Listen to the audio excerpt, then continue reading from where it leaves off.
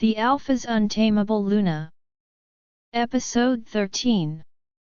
Dahlia gives a sour laugh. She laughs, and I give her a feeble smile. A hell of a lot more than I bargained for, that's for sure. With genuine sympathy, she says, I feel sorry for her, Finn. Even now, I have no sympathy whatsoever for the she-wolf, so I furrow my brows. With a bitter tongue, I say, I can almost guarantee she doesn't deserve it. Dahlia's eyes dart to meet mine, and I'm struck by how intently she looks at me. She says plainly, you didn't see what I saw. She's lived a really lonely life. One where the only people who claimed to care about her were the same two people she could never impress. Dahlia laughs. Dahlia swallows, the corners of her mouth curved downward in a delicate frown. It really isn't hard to see where Jarvis's get them before they get me attitude comes from. The poor girl never once had someone show up for her in the times it counted. Was always told she needed to do better, be better. I firmly press my lips together, attempting to think this through without responding so automatically. I still don't care what happens to Jarvis Klassen, of course. However, I do care about my partner much more, and she appears to be truly upset about what she saw in Jarvis's memories. I start by saying, I can't speak to what you saw, because I didn't, while Dahlia's eyes remain focused on the steaming cup.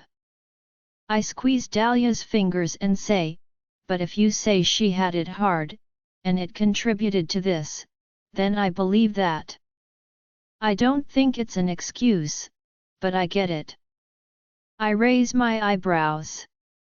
Dahlia nods as well, her brows loosening as her eyes revert to their distant gaze. A few strands of her curly hair fall out from behind her ear as she shakes her head, saying, oh no, I know it isn't an excuse. She asked to leave, Finn. I wasn't intending to exile her. I wanted her to stay, be part of the pack, and just bite the bullet and respect that I'm Luna. But Jarvis asked to leave, even knowing she didn't deserve it. She promised we'd never hear from her again if I granted her exile. This news makes my brows reach my hairline, and I find it hard to believe that Jarvis, of all people, would voluntarily choose that fate for herself. I could scarcely claim that I wouldn't follow Dahlia's lead if she had called for the threat to be permanently eliminated. Well, good, I rigidly reply. I can feel my wolf growling at the thought. I'm going to hunt her down myself if I even catch her scent on our perimeter. Dahlia gives my shoulder a light shove. She rolls her eyes and tilts her lips slightly upwards, saying, no, you will not. As Luna, I forbid it. She playfully maintains eye contact with me, and the mention of her official title makes my chest tighten. It is unquestionably hers, and it truly belongs to her. She sums up Jarvis so succinctly, she's just a wounded person lashing out at the wrong people because all she's ever known is not being enough. Wondering, I shake my head. I don't understand Dahlia's ability to have such empathy and compassion after the fact. After this, she-wolf literally tore into her. However, I can see the troubled expression in her blue eyes, the underlying sadness and worry for her opponent, Jarvis, who is now the only Omega. I think we need to be realistic here, Dahlia. What you can do is unusual, and it's only amping up. And we really don't know anything about it. I respond gently. Nicole's note in my back pocket suddenly makes me acutely aware of the statement, now, I really don't have anything to offer, except, my jeans denim feels like it's burning a hole through it. Dahlia asks with raised eyebrows and a curious blue gaze, except. Feeling conflicted between protecting her and assisting her, I shake my head. In this instance, how can I do both? I feel like I have to make a decision. I start by saying, it's stupid, really, so as not to give her too much credit for this. But Nicole let me know of someone who could have some knowledge in this area. I start to shift. Dahlia nods once slowly, her eyes softening around the edges and her brows gently raising. Oh, she replies plainly. As shrewd as ever, she asks, and you don't think it's a good idea to pursue this? I shouldn't be shocked, but I am. She's too good at reading me. As I try to think of the right words to use, I hold a sigh in my lungs and release it gradually. I resist rolling my eyes. It's just I don't want to put too much confidence in this lady. Nicole describes her as some sort of she-wolf shaman. She could be a total nut, and I don't want her to fill our heads with bullshit. Dahlia's expression is as level as ever, and I'm having trouble reading her this time. I'm not used to it, but I'm discovering that I don't have many options with Dahlia. Only she can continue to be a mystery to me. Dahlia shakes her head and shrugs her shoulders before continuing, well, is it not even worth exploring? If Nicole thinks she might be able to shed any type of light on whatever the hell is happening here, she could be a total crackpot. Sure, Dahlia says, her blue eyes firmly fixing themselves on mine. But I think we should get the opportunity to decide for ourselves if she is. I bite the inside of my cheek while swallowing forcefully. This isn't really about me, even though I dislike the thought of doing it. Dahlia is the subject of this. She is the one most impacted and must deal with this peculiar ability. Who am I to try to stop her if she truly wants to hear this quack out? I take her face and cup it in my hands. She raises one of her own hands to cover mine as she leans into my touch. I'm caught somewhere between wanting to help you and protect you, I'm honest about. Dahlia chuckles softly as I ask, I don't want to hold you back from finding out more, but how do I make sure you don't get misled by con artists and morons alike? With her eyes looking up into mine, she says, maybe you just need to learn how to let go a little bit. I feel my chest tighten with affection as she teases me, her lips curling into a charming smile. I don't need you to catch me every time I fall. I know how to get back up on my own.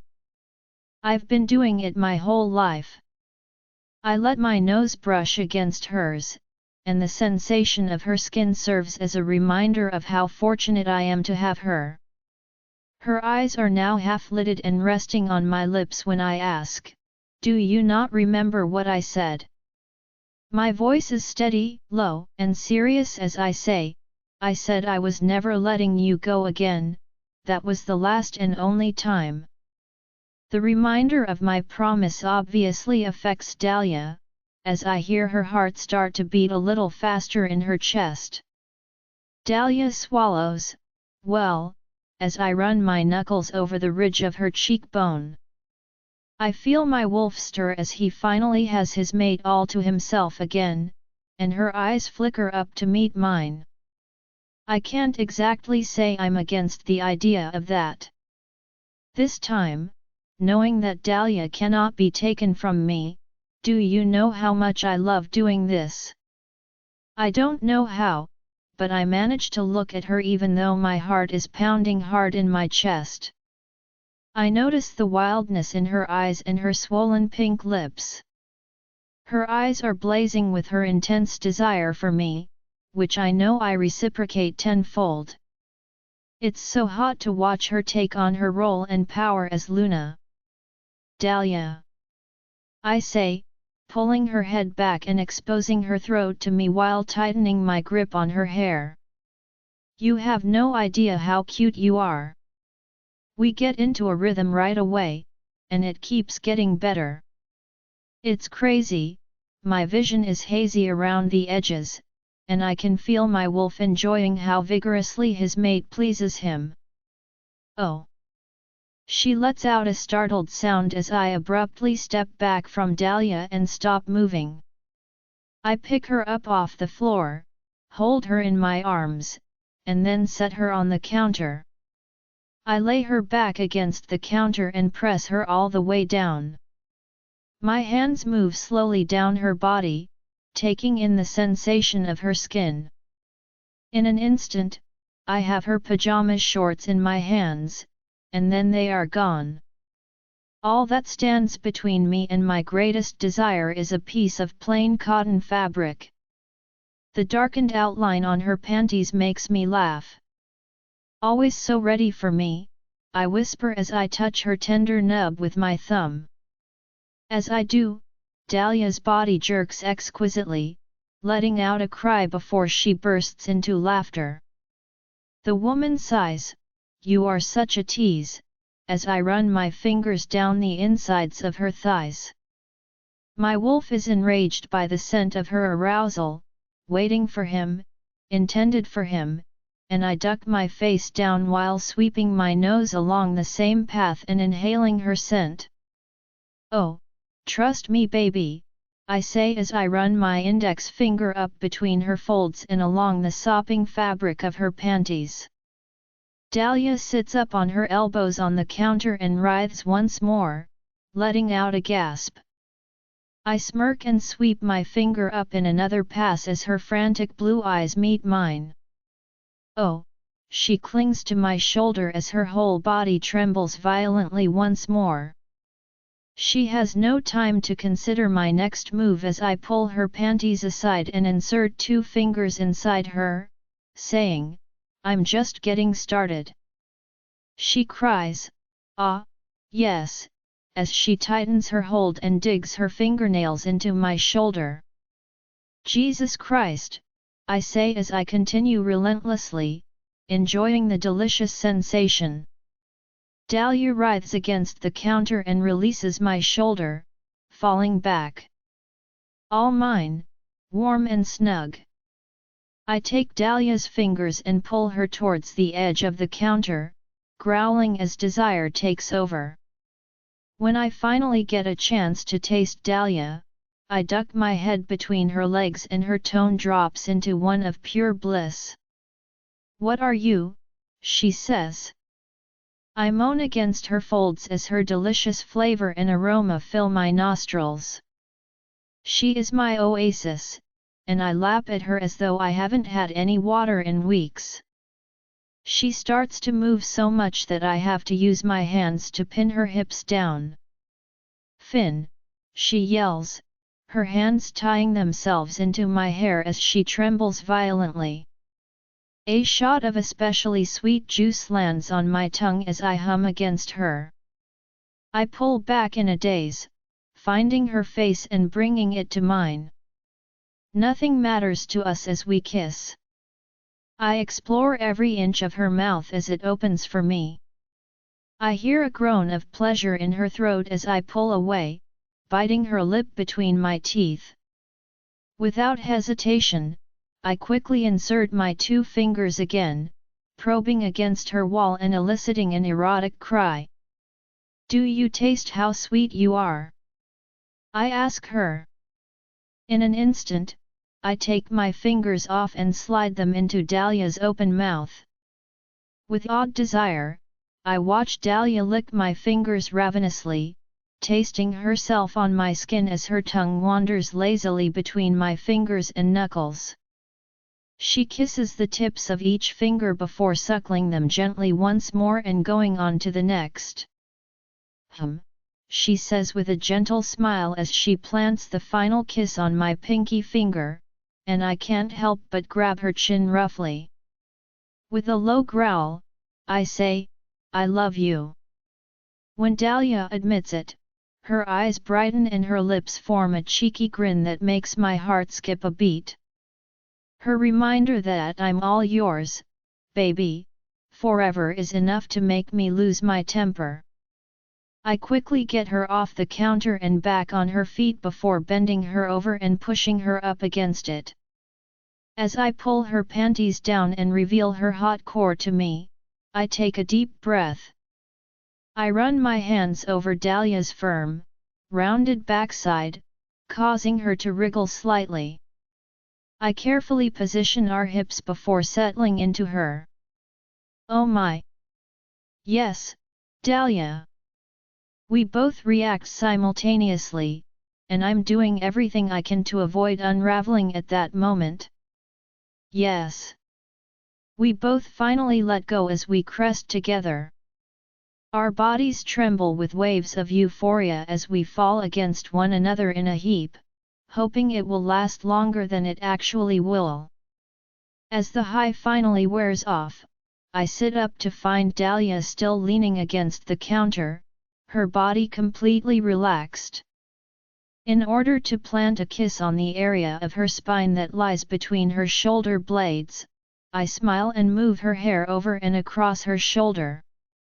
She responds with a satisfied sigh, and slowly gets up from the counter. She rolls her neck in a circle and shakes out her hair, stroking it with her hand. With a devilish smile, she says, "Now that is what I call a workout." I laugh and shake my head while circling her waist with my arms. Well, they are saying how important it is to keep up on your health these days, I say. As I enjoy the pink flush that has appeared in her cheeks from our workout, I ask her, how many workouts should we be aiming for? 4 to 6 times a week. Actually, begins Dahlia. I think that might be the daily recommendation. The deep sound of laughter pierces my lungs and chest, and I laugh before I can stop myself. It's funny because I'm still getting used to the feeling. I wasn't a big laugher before Dahlia. My body is having to relearn the sensation of it, and I'm finding that I can't resist it with her. I gently kiss her lips once and then twice, saying, "You're going to be the death of me, woman." Dahlia's blue eyes are staring at me with nothing less than total love and acceptance as her fingers brush against my lips. She says, "I better not be," with seriousness. She states without hesitation or even the tiniest trace of doubt, "There are far greater things worth dying over." Unaware that my hand has automatically moved to cup her face and angle it towards me, I retort in kind, "Not to me." I can practically hear Dahlia's retaliation on her tongue as she opens her mouth to respond, but she pauses for a second before changing her mind. She looks down and smiles softly, as though recalling a humorous incident from the previous week. She tells me, "You know, I was going to argue," as she runs her fingers up my pectoral planes. I feel a smile appear on my lips, the one I always save for her, as she concludes, "But you would go blue in the face before you ever let me win that one." I pull back to tilt her chin up to mine a bit more as I give her a gentle kiss. As clever as she is, brave as she is, beautiful, is my best attempt to sum up Dahlia, but I still feel like I've omitted a lot. I hold her in one hand and ask, "How did I snag you?" Dahlia puts her hand against my chest and sighs, her eyes growing wistful. She kisses the left side of my chest, just above my heart, and responds, "Maybe it's less about the how or why, and more about the where and when, which is, really, here and now." I am very happy with the here and now. Her response makes me laugh because I think it's fascinating how she makes sense of the world. I respond, feeling my throat tighten as I firmly place her head against my chest, so am I, baby. She's safe, she's here, and she's not leaving. Once more, I remind myself of this. Dahlia raises her head to look at me, her blue eyes glimmering with anticipation. Now, I know we don't have long before we're being bombarded with this striker's bullshit, she says. So, I propose that we extend our here and now. Playing along, I raise my eyebrows and ask her, and how would you suggest we do that? 3 words, milkshakes and friends.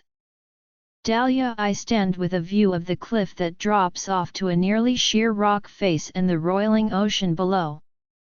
I've noticed that the wind has been getting colder and stronger today. As summer quietly withdraws in early September, autumn watches with interest from the sidelines, attempting to determine when it is appropriate to take center stage. Even though the sun is still shining, the days are becoming more and more cloudy, with rain following closely behind. You look thoughtful, Luna. I turn to see Riley coming after hearing a voice behind me. Today, her long black hair is loose and falling in gentle waves that have been brushed out. She usually wears it in intricate buns and braids. It's funny how this one small change has made her seem so much more normal and less intimidating to me. I nod to confirm, I am. We have only 48 hours left before we'll be poised for attack against the strikers. It almost feels like there's too much to think about. I admit it with a dry grin. Riley sits beside me, her eyes still focused on the horizon beyond. Riley's unwavering confidence in seeing victory seems so out of place. If there is anyone who could lead us against an enemy such as this, surely, it is you and Alpha Finn. But I know the feeling of intimidation well, and the games it plays with your mind, the things it makes you believe. I give a head shake. The sound of it is lighter than I would have thought. It's hard to believe you have much experience with feeling intimidated, Riley, she says, and I laugh too. I honestly say, you're the most incredible warrior I've seen. Riley bows her head a little, almost ashamed to be praised like that. Being a great warrior does not mean being free of intimidation, Luna. It's choosing to act in the face of intimidation anyway, not knowing the outcome. Simply because you know the outcome of not trying is not an option. Riley looks at me intently. You have it in you, Luna, we all saw it at the combat challenge. Her hand gives my shoulder a tender, loving pat. You kept your place for a reason, Luna Dahlia. It's because you are the true destined leader of the Dread Moors. It was decided a long time ago that you were meant for this. Riley is beaming. I find it funny how long it has taken you to see it too. Many would be quick to welcome such power and prestige. A gust of wind briefly brings my hair into view, but I brush it away and tuck it behind my ear as I swallow and shrug somewhat helplessly. I suppose it's because I spent my whole life up until 2 months ago thinking nothing remarkable was ever going to happen to me. Nothing ever has, not until this, anyway. I grumble. I uncross my arms and sigh, saying, it's one hell of a lottery to be given out of nowhere, and I don't mean to sound ungrateful, it's just, it feels like 0 to 100, and a lot of the time, I can roll with it. But other times, all I get is whiplash. Riley nods and waits a few seconds before continuing. Whatever the outcome, Luna, you can at least give yourself the peace of mind in knowing you and Finn did everything possible to avenge your loved ones at Frostclaw. She beams with happiness, but the sorrow is obvious to me. There is only so much we can control. Your actions are what you control. Focus on that. That's all that matters now. I consider what Riley said, then give her a grateful glance. I am aware that she is doing everything in her power to allay my fears at the moment, and in spite of everything, she is somewhat assisting. Riley's reminder that I can only control what I do at the moment and cannot possibly predict how this will all turn out still makes me shudder when I think about myself, my partner, or the rest of my pack becoming victims of a striker. And I can bid farewell to the prospect of leaving this wolf war if I lose sight of that. I honestly say, thank you, Riley. I really am grateful for your advice and insight. I've not been around and within the Dreadmoors for nearly as long as you, so I feel lucky to have you backing me. Riley puts one arm around me and gives me a tender shoulder squeeze as we exchange glances over the water. Take a deep breath, Luna Dahlia. Take the deepest breath you've taken your whole life. Dahlia with wide eyes and almost out of breath, Nova exclaims, do we need more butter, or is that going to be overkill? Because I know they say it's so bad for you to put that much on, but I swear that is the only way to get it to be like the popcorn at the movies. Since it's our last night of normalcy before we spend our last night awake, getting ready to charge into battle, she, Sam, and I are having a girls' night. Although I readily agreed with Nova's insistence that she needed to have one final celebration with her girlfriends, Sam's expression when we asked her suggested she had not expected such an invitation.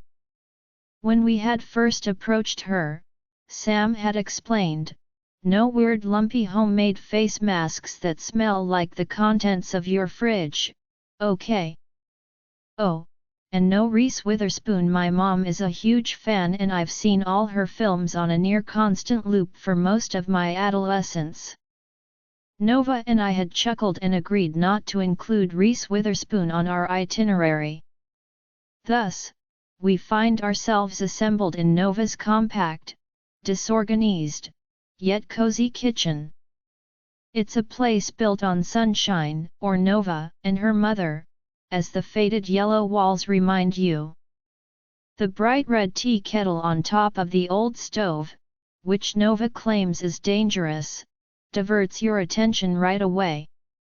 You can tell which washcloths were made by a beginner crocheter because they are hand crocheted and hang on hooks above the sink and on drawer handles.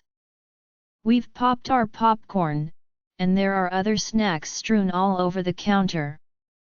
Sam claimed that if we didn't accompany her to help narrow down the selection, we couldn't be angry about the abundance of candies and chocolates she brought back from the dollar store. I smirk and say, I say go all out with the butter, Nova. I offer my opinion as Nova stands holding the porcelain boat of melted butter she just took out of the microwave, ribbed. The trade-off is worth it, if you ask me. Are you sure? Because I was reading the other day that clogged arteries are responsible for. Sam grabs the porcelain dish out of Nova's hands and pours the golden liquid over the popcorn, shaking it at the end to get the last few drops. This interrupts Nova. Sorry, Sam says with a sardonic smile of regret. She states bluntly, but I do not give a damn about clogged arteries when we may or may not still be here in 48 hours. Although it is true, I believe it makes Nova and I realize how correct she is. Between us all, there's a rigid rhythm of silence. I exclaim, okay, and push myself away from the counter. Time to choose what we're watching, let's go. I attempt to drive the discussion along in an attempt to eliminate the obvious sense of hesitancy. I grab the large bowl of popcorn and a couple of bags of candy from the counter and walk confidently into the living room. I feel a number of throw pillows beneath me as I sink into the plush couch.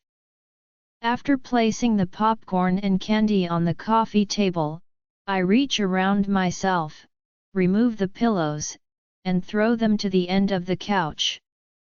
Sam and Nova come in after me, bringing their own supplies. Sam leans against me, while Nova leans against me.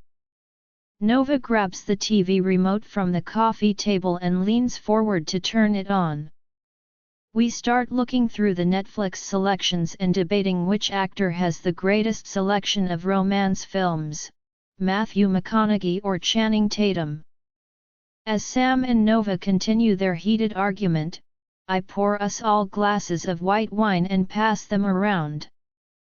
The topic of discussion now turns to which actress in each selection, Matthews and Channing's films, respectively, is the most powerful woman. I look down to see the remote control lying forgotten next to Nova's leg while I take a humorous swig from my glass. I reach for it without hesitation and choose the film that drew my attention a few minutes ago.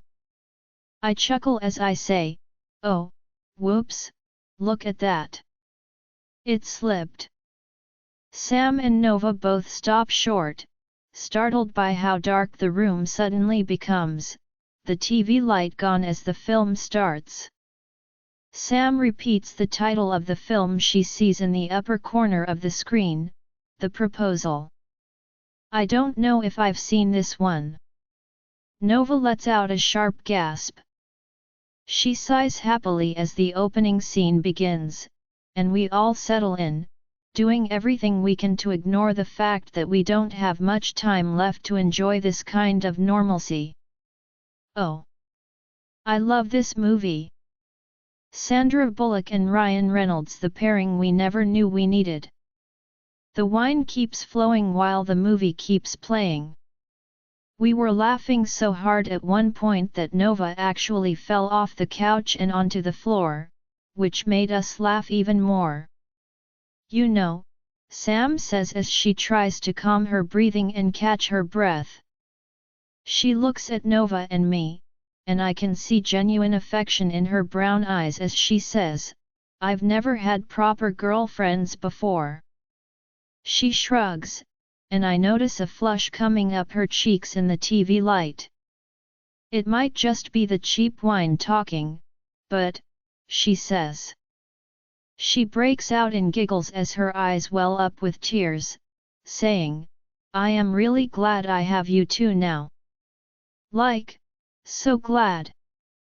Nova's arms are thrown around Sam in a crushing embrace as she exclaims, "Ah, Sammy," with a broad smile.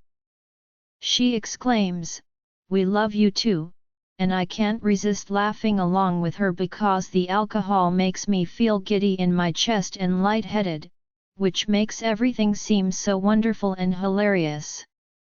Our night is going so smoothly that you wouldn't believe that we were all making a valiant effort to divert our attention from the reality that we are literally getting ready to fight for our lives. We laugh too much about things that aren't funny, and eventually I wake up startled, hunched over Nova. I let out a moan as I realize how drunk I am at the moment. I must have fallen asleep for a while. I give Sam and Nova a quick look and decide to ignore them. They can afford to remain as long as possible in their blissful ignorance. My legs feel like jelly-o as soon as I get up from the couch and take a step to my right to go around the coffee table. I collapse directly onto the enormous armchair. I whisper, "Shit," hoping I haven't woken the girls. Then, as I get back up and head for the kitchen, where the stairs will lead me back through the cafe, a snort of laughter escapes me. I stumble down the stairs, clinging to the railing for dear life while desperately trying not to pass out from laughing at myself. I reach the bottom somehow, and I feel my way to the exit through the cafe, using the wall as support. I feel instantly better when I breathe in the night air. A little less inebriated, but not so much as not drunk. I tilt my chin up towards the sky and smile, admiring the pockets of dazzling stars that appear between the enormous conifers overhead. I've always admired stars because of their constancy and the fact that they were somehow created to create images in the sky. Some even serve as navigational aids when we're lost and far from home. My stomach churns all of a sudden, and I gasp and clutch my stomach. However, I quickly realize that my wolf, not the alcohol, is about to make a spectacular comeback. Something is wrong, I'm not alone, her fur is standing on end. Finn, the last message I sent at 12:37 am was, completing a final review of our quarterly earnings bullshit thing I forgot to do. I'm looking at my phone screen, my chat with Dahlia still open. Are you going to stay the night? I completed my review at 1:15 am without receiving a response, which is really unusual for Dahlia. When it comes to texting, her response time is almost perfect. As 1:45 am drew near and I still had no response, my anxiety started to rise. I had this uneasy feeling, but I couldn't explain why. Even though I could hear them all laughing and chatting intoxicatedly through the door of Nova's kitchen, which is probably what they're doing, and Dahlia is ignoring her phone as a result, I felt compelled to check on her. At precisely 2 am, I rise to depart and start walking along the path through the trees, making my way to the main square. Except for our patrol runners around our perimeter, everyone is asleep at this hour, so it's very quiet. After Frank's death, we increased our number of runners from 5 to 10, which has greatly increased our security. I continue walking along the path that leads from the main square to the Packhouse Cafe when all of a sudden, an unfamiliar scent is carried towards me by an east wind. I halt in my tracks, reflexively tilting my head back and tracing the precise route this fragrance has taken to get to me with my nose. It's probably nothing, it might be a pack member from one of the eastern factions that I haven't met or gotten to know well enough. But I must be certain. I stray from the main path and follow it down a trail that winds through the pines and arbutus, into the treeline. I continue to follow it for another 100 meters or so before another gust of wind brings me a scent that I immediately recognize: Dahlia. I pivoted on my heel, putting my past interest behind me and focusing on locating my partner. I make my way back to the Packhouse Cafe, and a few seconds later I see her standing outside the main doors, looking suspiciously at the area to my right as she leans forward in an attempt to improve her vision. Before I call out to her, I audibly clear my throat because I don't want to frighten her. Dahlia? I ask, and I watch as her entire body calms and her head turns towards my voice in an attempt to locate me. As I approach her and leave behind the treeline and the ensuing darkness, I feel the tension in my chest release. Dahlia exclaims, "Finn," with a laugh, clearly delighted to see me. I look at her face, it's bright in the moonlight, and she's grinning broadly. Her eyes look nearly silver as they look down my entire body and then back at me. I sigh, feeling guilty for being here at all, being so overly worried and protective when she is only attempting to spend the evening with her friends.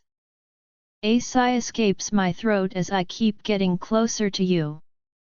I don't finish saying, "Baby, I'm sorry for crashing your girls' night," but before Dahlia's lips take mine.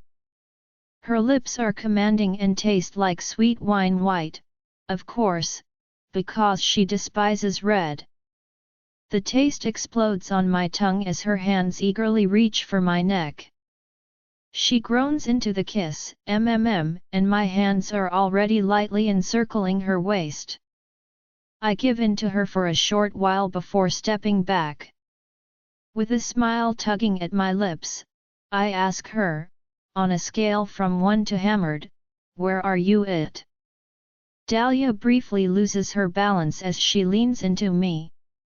She cries out in surprise, "OOP," as I quickly steady her by holding onto her shoulders. I smile and shake my head as she giggles even harder. She sways in my grasp and responds, somewhere between 10 and a lot.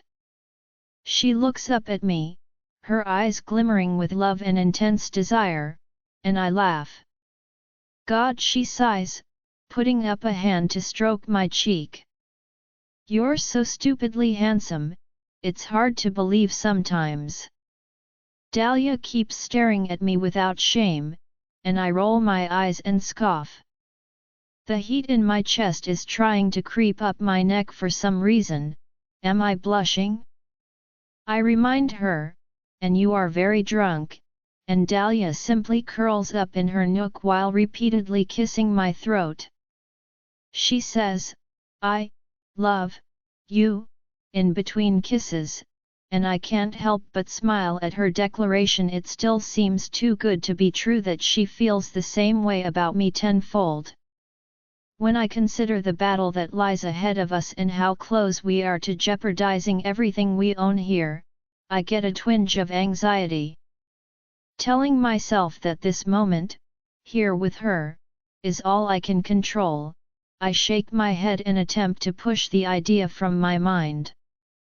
I firmly say, "I love you too," as she sways in place once more and I hold her cheek in my palm. I return to my initial question, "But what were you doing out here alone?" Dahlia closes her eyes and lets out a sigh as if she's trying to recall her words. "I was gonna come home." She straightens up, opens her eyes, and looks at me. "But then it was just you." She shakes her head at herself and laughs lightly. "But then I came out and looked at the stars, and I thought," glancing to the cafe behind Dahlia, I smooth her hair. I ask, almost scared to find out if Dahlia is in this state, "How did Sam and Nova make out tonight?" Dahlia lets out a loud laugh and then covers her mouth, her eyes wide with shock at the volume. Her antics are so adorable that I smile at them. "They are drunk too," she says, nodding matter-of-factly and with great purpose. "So," she says, pointing up at my face. She looks at me sharply, and I can tell that she is focused on business. "You are not allowed to go all Mr. Grumpy Alpha on me and ruin my fun night, do you hear me?" she asks. I place Dahlia's finger in my hand and bring its tip to my mouth. I pretend to be insulted and ask her, "Now who said I was going to ruin it?" I give her a quick kiss and tell her, "I'm very much enjoying this, you know." She sighs into it, and melts in my arms.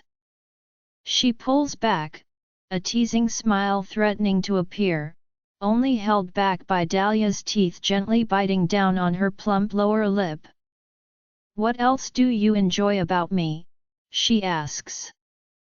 His desire for her, his mate, his Luna flares up, and I can feel my desire for her. She is intentionally torturing him, and we are both helpless to avoid falling into her trap. As I pull Dahlia towards me, my hands pressing her body flush against mine, an instinctive low growl rumbles through my chest.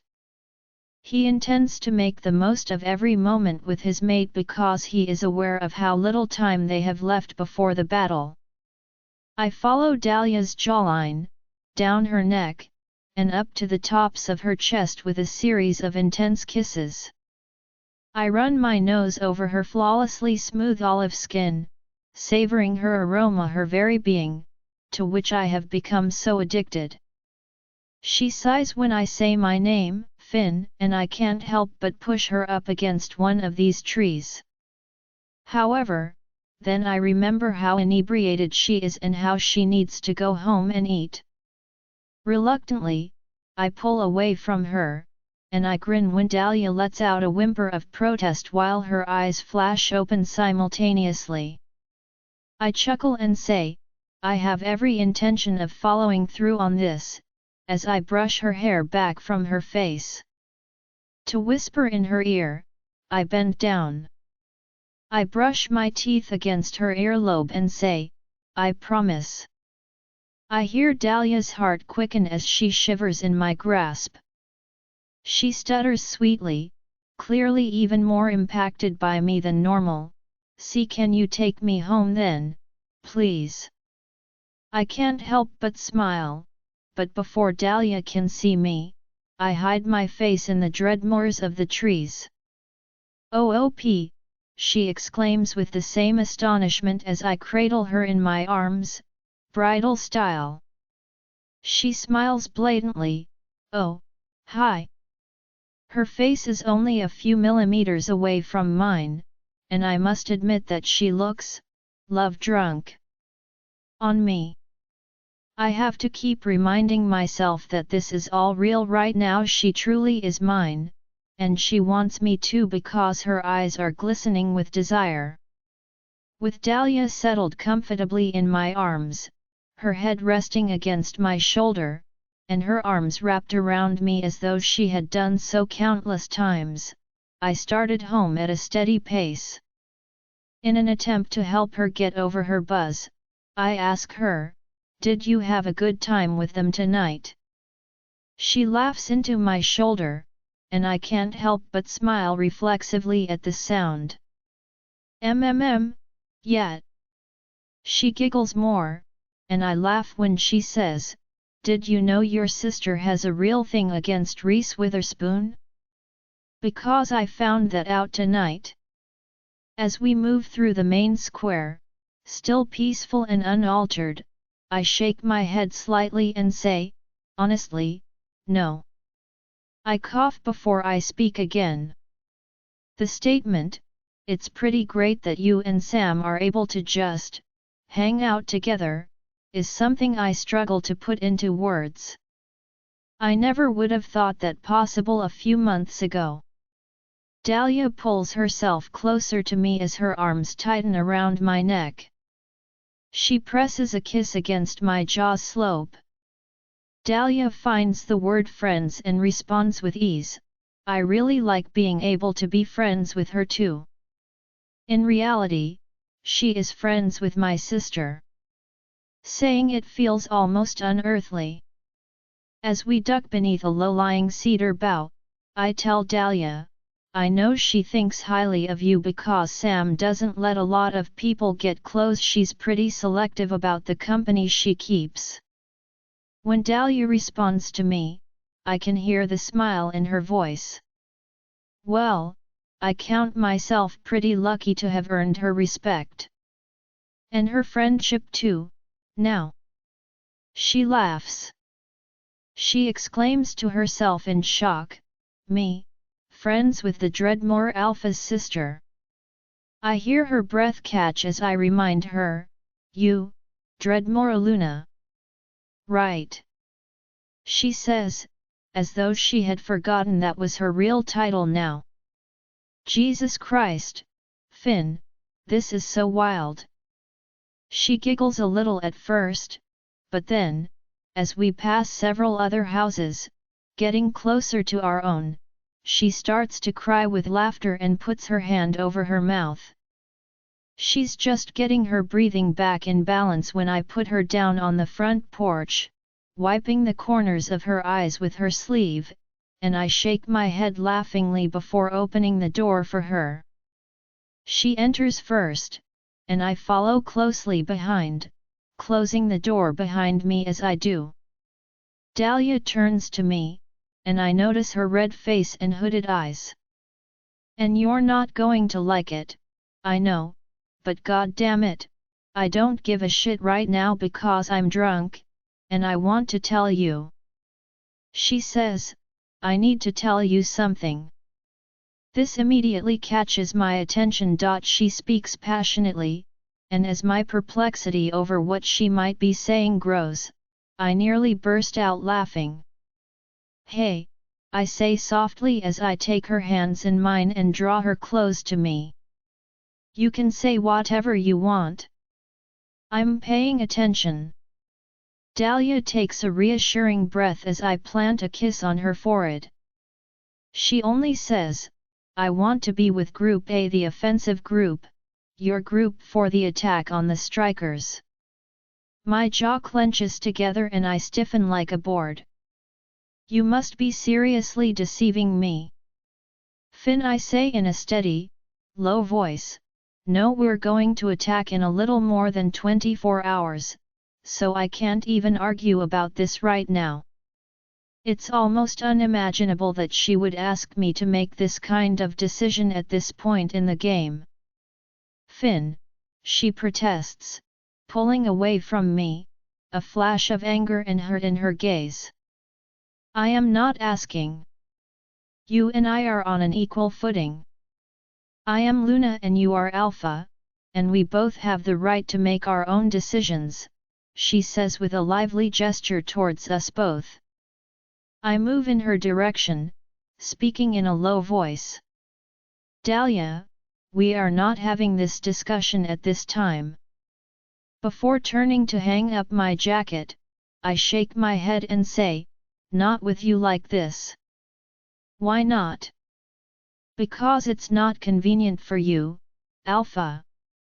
Dahlia asks, moving closer to me. She pronounces the final word in that defiant, challenging tone that makes my wolf awaken because he feels the need to assert himself and remind her that I am in charge.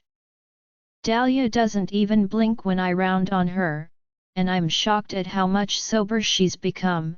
Maybe her anger has roused her from her drunken stupor. Yes, in fact. The timing isn't convenient, I say, clenching my jaw and preventing my voice from rising. We can't change anything at the last minute. I walk right by her and head into the kitchen to pour a stiff drink for myself. Hell, I might as well be buzzed about this argument if she is. Level the playing field, or whatever. I don't give a damn. As I anticipated, Dahlia follows me in, her eyes blazing with that obstinate, incredibly anger. Why does she challenge me as her mate, her alpha, and why does that act as the most powerful drug for me? Her anger towards me is probably the most attractive thing she can do. Her voice is flat but sharp enough to pierce your skin as she says, that is absolute bullshit, Finn, and you know it. She's standing in front of me, arms crossed, eyes narrowed, lips pursed, and I pour my scotch, then down the entire thing in one gulp, turning to her as I pour another. I adore it when she gets mad at me because it's so cute how self-assured and fearless she is, how she doesn't care about me or my title because she knows her word is valuable regardless, and how she will fight to be heard. And now she wants to reopen everything? Got it, not about this. Why about this? I thought this was resolved, decided, and over. Knowing that Dahlia would be well out of the way and that there would be little to no threat to her personal safety has been one of the few things that has kept me sane during these last few weeks of preparation. Group C rarely experiences close combat, instead, they are almost always used as perimeter guards for any survivors who manage to elude the first waves of attack. Once they realize they are outnumbered, the escapees usually surrender without resistance, posing no threat, harm, or fuss. She would be safe, she would be out of the way. I turn back to the woman in front of me, her arms still crossed, her stance planted and powerful, her eyes still burning with resolve. It's obvious that she's not going to give this one up easily. I begin to say, it's not bullshit, Dahlia, but she interrupts. Yes, it is. What will moving me one person do to the entire greater formation? She interrupts, her voice full of frustration. You don't think I could compete? Can't keep up with any of the others? Following a battle with Jarvis? You don't believe that I've already demonstrated my abilities? With wide eyes and an incredulous tone, she asks me. She is really trying to push me on this, and I can feel my rope getting shorter and shorter, almost to the end, as I shake my head, feeling my rage and frustration trying to boil over. As I approach her, the calming burn tingles in my throat as I take another swig of scotch. If she wants to argue with me, she'll get it. Dahlia, what transpired with Jarvis was an almost fatal event. Recalling the memory, my eyes pulsing scarlet as I watched Jarvis tear into her, I was on the verge of shifting the entire time, so close to running into the ring and killing Jarvis myself. I can't help but raise my voice now. And, didn't I live? She yells back at me in utter frustration and exclaims, raising her hands in the air. This time, I correct her, bringing up my index finger as I move in closer and meet her eyes. Dahlia, you did this time. Remember, this isn't the first time I've had to witness you almost dying, I chuckle sourly. You were bleeding out when we first met, you nearly died in my arms after being shot, and then you nearly died again during the challenge with Jarvis. I don't slow down, I just keep going. And now you are asking me to risk that happening for a fourth time? I close in on her, and she takes a few steps backward, bumping into the arm of the sofa behind her. Dahlia, how much of this do you think I can handle? For a few seconds, neither of us speaks, Dahlia's eyes fixed on mine, unwavering and unrelenting. We are at a standstill, and I scowl, knowing that she has no intention of relinquishing this. This is it for her. Will we simply remain here, trapped in this unwinnable situation, or is this really how things are going to be? I literally don't have time for us to be doing this, and we're wasting it right now. There's an invisible timer counting down to us, and I can't let that happen. I must get her to notice. I must alter my strategy. I take a deep breath, release the tension in my shoulders, drop my combative stance, and gently cup Dahlia's face with both hands. I can tell she doesn't expect this because when I do, her heart makes a funny little uptick in rhythm and her breath catches. How can I make you comprehend? I tilt my head down towards her and whisper against her lips, you are the most important thing in the world to me. Why won't you let me protect you? Even though Dahlia's anger is still very much present, she can't help but lean in and reach for me for more as I emphasize and ghost my lips over hers. With heavy-lidded eyes that look at me with equal parts frustration and desire, she murmurs back, you do keep me safe. I want to keep our pack safe, now, too. How come you won't let me? Before attempting to bridge the gap between us, she responds with a question of her own. I pull back just enough to keep her hanging, and instead I press my head into her neck, leaving a trail of slow, well-placed kisses, each one making her melt a little more, her determination ebbing away a little. I hum against her throat and say, because it's more important that this striker alpha doesn't even know you exist, Dahlia. If he has half a brain, he will use you to get to me. I proceed back up her throat to her jaw, then her cheek, and finally her lips. He will realize that you are my greatest vulnerability and the only thing he can use against me. Dahlia pulls me against her, moaning into my mouth after finally getting what she's been wanting all along. The emotions of hunger and longing overwhelm us both, but they also clash with our annoyance and anger in equal measure, intensifying their effects as they bounce off one another. Dahlia responds, "I can't spend my existence as Luna hiding, Finn." I quickly tug at the hem of her shirt and slide my hands underneath to start exploring the smooth planes of her waist and stomach. She writhes delicately as I run my fingers over the delicate skin of her sides and say, "And you won't, not forever, at least.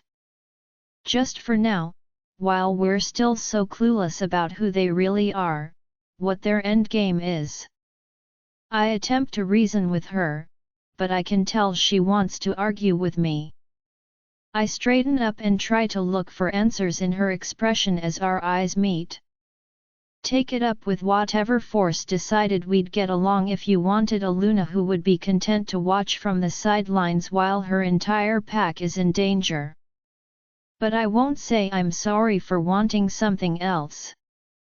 Her hardens at the sight of how agitated she is becoming, and her blue eyes radiate a startling amount of hot anger. Additionally, the scotch isn't stopping me from picturing all the different things I want to do to her at this very moment. "Dahlia, what will it take? I'm not saying we keep you on the back burner of every fight going forward, but this one," I ask, feeling the sense of helplessness that has been brewing in the back of my mind now pressing forward. "Please, please do not ask me to make this decision because it's going to be no, Dahlia," I say, shaking my head and tightening my hold on her. "If it puts you in danger with the strikers, the answer will always be no." My words seem to go deeper than any I've said so far tonight. Her shoulders finally drop down, the aggression in her entire body fading. Her eyes soften slightly around the edges, and her lips relax out of their pursed position. When she begins again, "But Finn," I move away from her, which is sufficient to interrupt her. "Dahlia, no. What will it take for you to give this up?" I repeat, my voice piercing.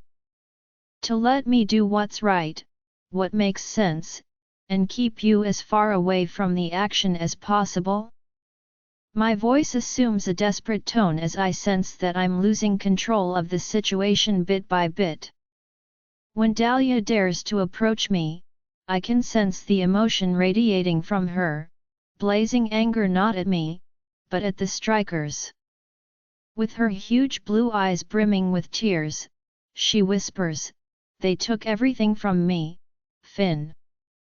As she moves closer, I can feel my chest constriction. I need to have the closure of seeing them lose, to seeing them scramble when we ambush them just like they did to our pack and Frank, and to me at Frostclaw, she says. Before my mind remembers that I should be arguing with her at the moment, I'm leaning into her as her hands suddenly snake their way up my chest and around my neck, their touch warm and inviting. "You know that I can. I went up against you and won, didn't I?" she says, her mouth at my ear, her hot breath making the skin there prickle delightfully. I hear the playful smile in her voice as she purrs. "Dahlia," I try to say no, that it's still too risky and that she can find closure in some other way, but her breath fans over my lips and her mouth hovers over mine, so I can't hear her. She leans her forehead against mine and begs me, "Please, Finn." She blinks, causing huge tears to fall down her cheeks, but she maintains an unwavering gaze on me. My chest tightens as she holds her breath, preventing a sob from trembling through her.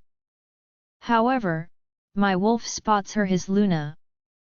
Since she arrived, Dahlia has prioritized the needs of the pack and me, doing everything she can to fit in and find her place among us so that she can be the best leader she can be. She has been in pain for a very long time, and she has kept the full extent of her suffering hidden the entire time. To be honest, she hasn't asked him anything yet. He really wants her to just let him do what he needs to do, what he wants to do, to protect her. Doesn't she realize how long he's been waiting for her, and how much she means to him after everything that's happened? It doesn't matter, though, he doesn't love her because she listens to him, rather, he loves her for precisely the opposite reason. She challenges him, defies him, spites him, and is possibly the most annoying person he has ever encountered in his life. And now she's pleading with him for his support, requesting that he forego his loyalty in order to give her some peace. Dahlia leans in my direction, her neck gracefully reaching for my mouth, her movements deliberate but slow, and I can feel my heart starting to race in my chest as I consider the choice I'm about to make. With the colors of the pinwheel swirling at breakneck speed and seemingly endlessly, my head feels like a top spinning on a counter. She is indispensable to me, and I cannot let her go. If you don't give her this, you might lose her. Without missing a beat, he says, breaking the previous mantra I was repeating to myself. I'm sure he's correct. It's hilarious how easily I can lose myself in Dahlia. She's still creeping closer to me, her mouth enticingly close, her scent filling every pore. I silently whisper my answer against her lips, holding on to every last bit of selflessness and love I have for her while reminding myself that this is what it means to be true mates. Okay. It's a promise, but it's so much more than just a word. Despite my selfish heart's aversion, I know that if I prevent Dahlia from making her own decisions, like this, I will lose her in a whole other way. She may grow resentful of me over time, and maybe one day that will be enough for our relationship to deteriorate to the point where she leaves me. I promise Dahlia that I love her enough to know that I must let her go in order to allow her to do what she needs. As the leaders of our packs, we experience the strongest and most intense bonds possible. The magic in our blood is just that much more potent. Bond breaking is a process and event that is known to occur among werewolves, but it doesn't happen very often. Dahlia pulls herself to me with renewed urgency as soon as I say my word of agreement, my one promise, while my hands cradle her face and I feel the damp remnant of her tears on her cheeks. Her tongue dances along my lower lip. I reach down to her thighs with my hands, and Dahlia knows what I mean because she jumps up and wraps her legs around my waist as I carry her to the bedroom. Dahlia, no matter how many hours passed after we reached our agreement, Finn and I were still entangled in one another. It was such a mutual agreement. My wolf smirks with pride. Finn? My head hurts a lot when I sit up from where I was lying on his chest. This hangover is already starting to set in. Well? He responds to me drowsily, his fingers still moving slowly across my shoulder in a rhythm. You know, this is really important to me. I genuinely say, that we're going to be going into this thing together. Even though Finn doesn't open his eyes, I can see his jaw flex for a brief moment. I know he's not really happy about this, but he's doing it for me because I asked him to. Dahlia, there's only so much I can do. He laughs, his eyes closing once more, and I'm taken aback by how well he's handling this at the moment. And I know I'd forever lose your respect and your trust if I stood in the way of you getting the ending you deserve. That's not something I could live with. That's what I'm starting to realize. Hell, you're the one teaching me that. As Finn's words sink in, I'm struck by how composed he is, and I'm also impressed. I wasn't even sure when or how I would ask him to switch positions, but it just sort of slipped out tonight.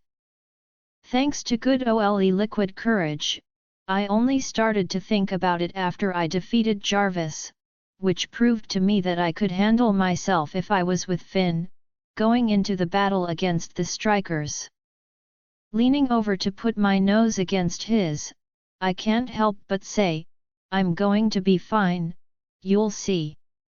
As one of his hands rises to steady my jaw, Finn shakes his head and plants a tender yet possessive kiss on my own. You will be the reason I die. Have I said that to you before? With a boyish grin pulling at his mouth, he asks me. I shrug a little, pretending I don't know. I respond, a time or two, maybe? I couldn't say. In the next instant, Finn has me pinned beneath him, his hungry and relentless mouth on mine. Since our time together is so valuable, we cannot keep ourselves apart. Therefore, we don't. Our goal is to memorize and savor every moment we spend together, so we let seconds turn into minutes and minutes into hours. Knowing that you are running out of time to love and be loved is an incredible experience. You begin to see the beauty in the pain, the wonder in the heartbreak, once you get over your fear of not being in control and your intense desire to change it. To experience this kind of hurt and suffering is to experience this kind of all-encompassing love.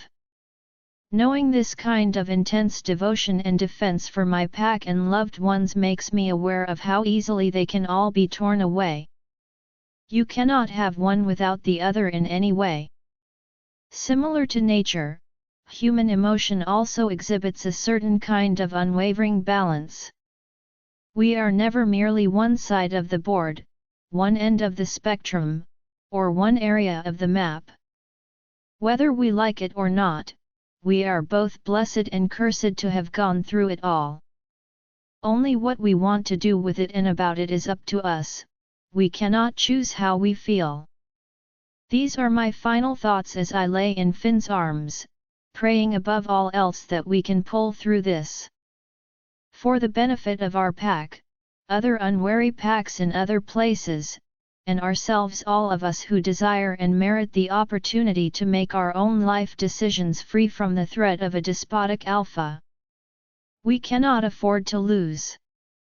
Dahlia, I'm not sure how it happens, but all of a sudden the hours have passed us by, and I'm standing beside Finn in front of a sea of heads and eyes that are blinking back at us. We've brought everyone together for a brief speech before we all split up and reorganize into our individual formations in preparation for the impending assault. The sight of families and friends embracing and kissing their loved ones as they prepare to go into battle in a few minutes won't be pleasant. We don't know if we'll survive the battle, or what will remain standing after it's over. Knowing that this could potentially alter our entire lives has left me with a lump the size of a golf ball in my throat all day. As the early autumn sun steadily disappears behind the treeline, reminding me that our attack time is getting closer, it certainly doesn't help calm my nerves. For the past minute or so, Finn has been talking to the group of werewolves in such a natural way, and even though I have heard everything he has said, it hasn't made sense to me. Somehow, it's jumbled and nonsensical, getting lost in the flurry of my more boisterous thoughts. Finn is suddenly turning to face me with a look that says, "You're up." I force myself to swallow hard, pull myself out of my daze, and then, with as much confidence as possible, I set my eyes forward and steal my gaze. A low hum of growling echoes through the crowd as I flex my jaw and say, "The strikers have proven themselves too dangerous to be negotiated with." Any chance of that was thrown out the moment they purposely ambushed our lands and took one of our own. Tonight will be our opportunity to keep the strikers from spreading their doctrine, and our opportunity to spill their blood just as they have spilt ours. I grit my teeth as I visualize Tobias and Serafina's faces. My eyes sweep over the numerous faces, so many individual lives, staring back at me. As I end my speech, the audience nods solemnly, their faces hardened and solemn. I squeeze Finn's hand for 2 long beats as I feel it slide into mine.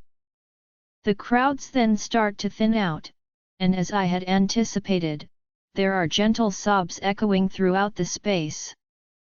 There is no distinction between mothers and fathers, sisters and brothers, daughters and sons. Everyone is afraid of losing someone they love forever. As Finn wraps his arm protectively around my shoulders, I turn into his chest and mutter, "I hate this." He states, as if it were so obvious, "It's inevitable, Dahlia." He puts his lips to my hair and says, "We say goodbye for now, so we can have peace for good." I take a reassuring breath and look for a way to ground myself in Finn's words. I simply detest the cost of doing the right thing, even though I know he's right. The fact that I feel personally accountable for anyone who fails to return to their family after this bothers me. Before coming here, we bid farewell to Finn's family because Corwin, Miriam, and Sam are all contributing in different ways. Sam and Miriam are setting up our trauma and triage areas, and Corwin will be in Group A with us. Asking our pack members to give their lives is not something I enjoy, even though I recognize that the strikers are pressuring us to do this. All of a sudden, I feel Finn and another pair of arms encircling me in a kind of group hug. "Ah, Nova," I ramble as she sniffs into my ear, and the sound makes my own eyes water. I manage to get away from Finn long enough for Nova to snatch me into her arms with such force that I momentarily lose my balance.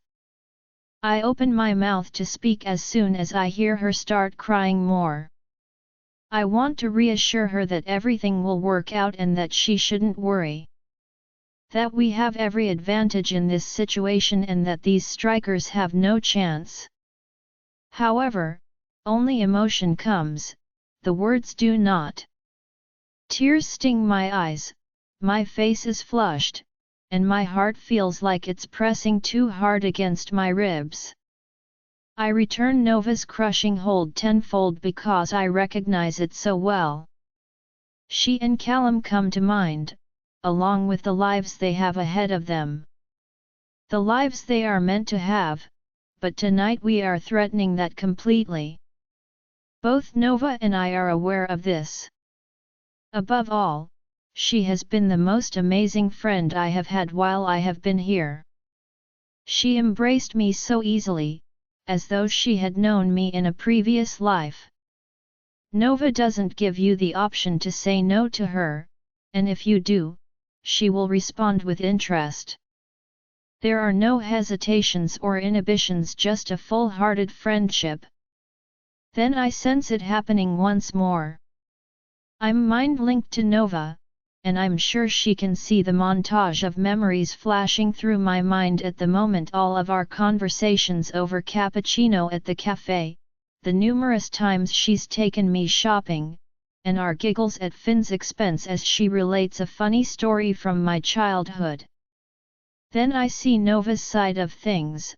I laughed so hard at her ridiculous dancing at the first monthly dinner. I showed her different dress options one sunny morning at our usual boutique, and we sang along to Spice Girls, amazingly, I should add, while driving in her Jeep with the top off and the warm summer breeze caressing our skin. I can sense the respect and sisterly love she has for me. She doesn't mind the fact that I am both her leader and best friend. She has complete faith in me to find the right balance. I could be Dreadmore Luna and Dahlia Winters, her dear friend. Then in the space of a second, we are both abruptly torn away from it. Startled that I've somehow mind-linked with Nova as well, I distance myself from her. How can this be? Why does it continue to occur more frequently? Will this be something that occurs each time I make contact with someone? Whether they or I agree, I will be able to see everything they are thinking and feeling at that precise moment. With saucer-sized eyes and a genuinely amazed expression, Nova exhales. Dahlia. Finn's brows furrow as he glances at me, then at Nova, and back at me. I swallow hard before we look at each other again, and something on my face must be telling him exactly what happened because a half-second later, he realizes what has happened. Finn leans in towards us and says softly, "Nova, you mustn't say a word."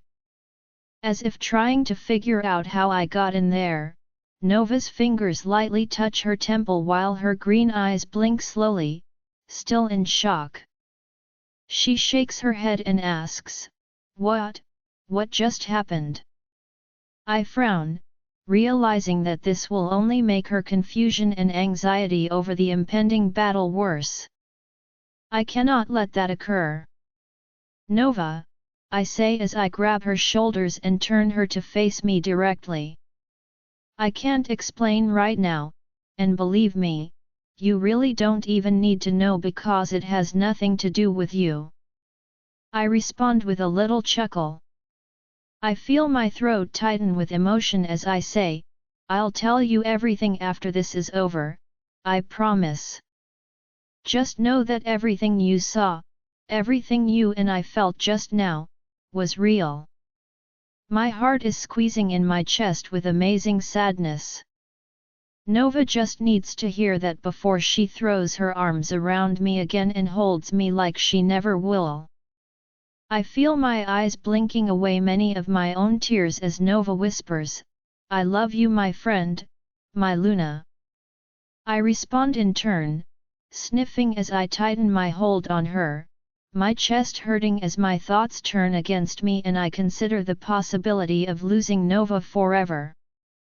"And I love you." It would feel so wrong to return here without the spark and the unwavering light that Nova embodies. How ironic that someone who is literally the embodiment of sunshine was born and raised in the ferocious Dreadmore pack. As we continue to embrace fiercely, I look up over Nova's shoulder and see Finn turning away and massaging his left eye. Is he crying? I release her with a great deal of effort and say, "Okay, you have to go." As we retreat, I notice that her expression reflects my own hesitancy. I nuzzle her shoulder and say, "Hey," with more assurance than I actually feel, I declare, "I am going to see both you and Callum after this, right here." However, Nova doesn't pick up on anything in my voice, and I can actually see her posture slightly straighten as I speak. She must understand that Luna and her alpha will not allow anyone to be abandoned. Even though I'm her friend, I've evolved into her Luna. Promise? Nova asks, swallowing, her lower lip quivering slightly. I extend my hand to her, letting her take my pinky. As Nova hooks her pinky around mine, she looks down and actually smiles while shaking her head. I firmly curl our two tiniest fingers together. I respond solemnly, "Promise." For a few more seconds, Nova and I remain standing there with our pinkies locked together, unwilling to let go just yet. One of the formation coordinators shouts to the crowds nearby, "Group C, this way," and Nova and I are startled out of our reverie. "It's this." Nova bows her forehead against mine as we both take a step forward. After a brief moment of our eyes being closed, I notice Nova's movement and watch as she presses her thumb pad against mine while keeping our pinkies hooked. As though to bless the vow we just made to one another, I watch as she plants a kiss on her thumb's nail. Then she walks away, jogging in the direction of the coordinator who just called for the members of Group C. As I watch Nova's strawberry blonde hair vanish through the trees and be engulfed by the approaching darkness, I shiver. The world seems to be on top of me at the moment as I lean heavily into Finn and feel an arm curve around my waist. Finn whispers, "I'm sorry for this, baby." I never struggled to say goodbye and head off into whatever shitstorm might have been waiting for us. I lived for it, back then. He nods. He sounds genuinely surprised as he says, "Seeing you say your farewells is so different." I say this more to remind myself than to remind Finn that, well, like you said, it's unavoidable. Nova and Callum are strong and capable, and they won't be alone. None of us will be. We have each other. Finn kisses me on the temple. Finn turns to me and looks at my face with gentle brown eyes. The strongest packs are not those with just numbers, but those with true will, Dahlia. My cheek is cupped by him. I've never met anyone with truer will than you. I try to find solace or assurance in Finn's words, so I close my eyes and blink away the tears. I open my eyes and ask, "You're with me?" Finn's eyes abruptly change from being tender and affectionate to being stern and resolute. I can see the sincerity in his devotion to me and the loyalty blazing in his eyes. Like taking an oath, he responds solemnly, "Until the end and whatever comes after. Always." His two hands gently grasp my face and guide my lips to his for a light-headed kiss. Finn and I both understand that we have to leave this place right away and find our own position in Group A. His jaw is fixed as his eyes scan me, as if he wants to memorize the picture.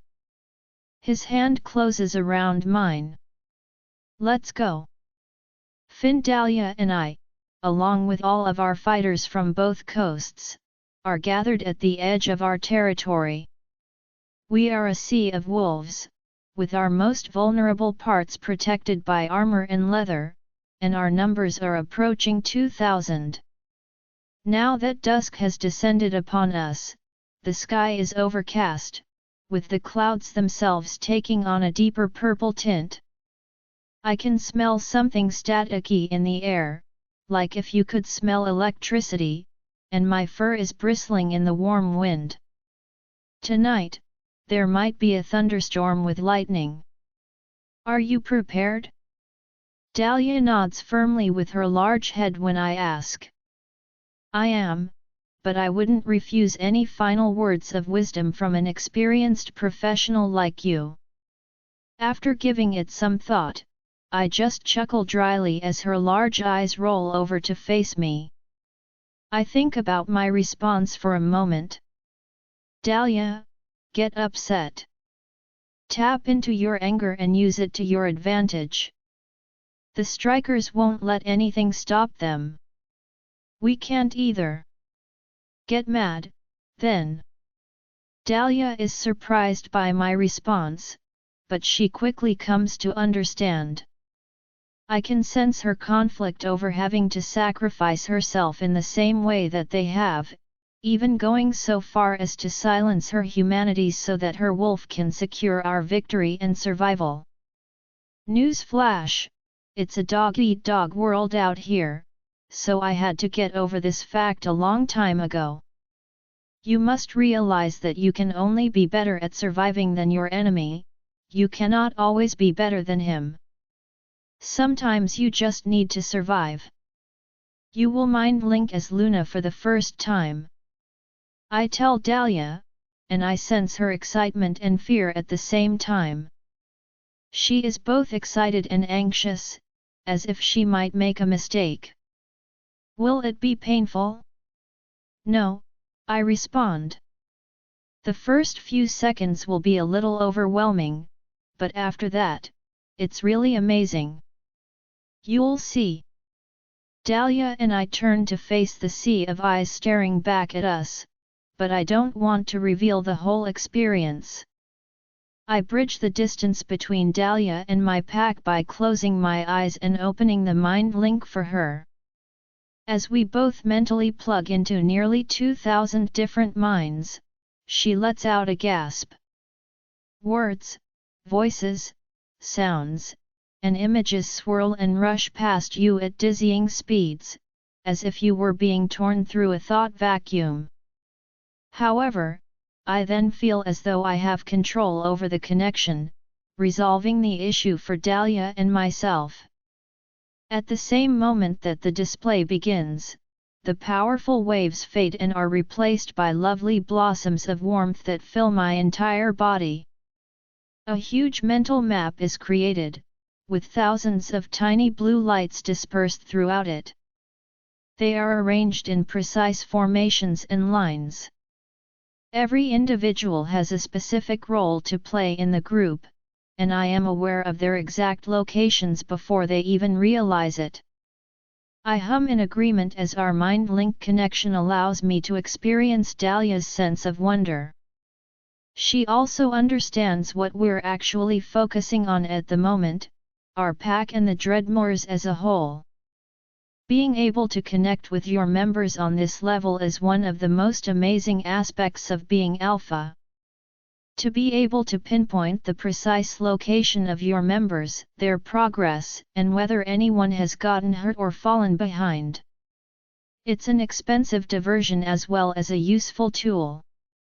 As Alpha, I've had to learn to control my desire to support each and every one of my members as they fight our enemy. If I can't take care of them, I've had to learn to trust that they'll take care of each other and themselves. Doing this with Dahlia by my side is definitely something new. I can sense how much the Dreadmoor's sense of unity has changed as a result of her presence as Luna. They feel more confident and committed to our mission after seeing their Alpha with his destined counterpart. For me, it has also altered how I feel. It somehow makes all the odds seem less daunting to know that I stand with my partner, facing our shared enemy. Dahlia makes this fight seem more doable, and I'm surprised that having her here has made me feel much more relaxed rather than nervous. It's lovely. Dahlia drifts off in her thoughts, continuing to admire the multitude of sparkling lights that we can both see. I'm not positive, but Dahlia and I still feel like we have a private relationship with the other members of the pack. Even though I have given her permission to enter and use the pack, and she has complied with their demands, I have a strong suspicion that the other Dreadmoors are not aware of our conversation. Yes, it is. I concur with her. But if you're not careful, it can also be a distraction.